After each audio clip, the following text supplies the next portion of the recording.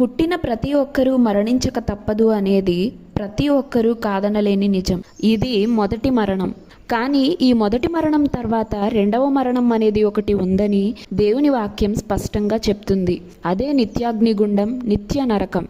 ఈ రెండవ మరణాన్ని ఎదుర్కొనకుండా మనల్ని తప్పించడానికే యేసయ్య సిలువపై మరణించి ఆ మరణాన్ని జయించి సజీవుడిగా తిరిగి లేచారు. కేవలం యేసయ్య మాత్రమే మరణాన్ని జయించి తిరిగి లేవడానికి ఈ లోకంలోనికి రాలేదు. ఒకానొక రోజున మరణించిన మన శరీరాలను కూడా ఆయన సజీవంగా తిరిగి లేపబోతున్నారు. యుగయుగాలు తనతో కలిసి జీవించడానికి, తనతో పాటు కలిసి నివసించడానికి, తానున్న స్థలానికి మనల్ని తీసుకొని వెళ్ళడానికి త్వరలో రాబోతున్నారు. మరణం ఆయనను బంధించి ఉంచుట అసాధ్యము గనుక దేవుడు మరణ వేదనలు తొలగించి ఆయనను లేపెను.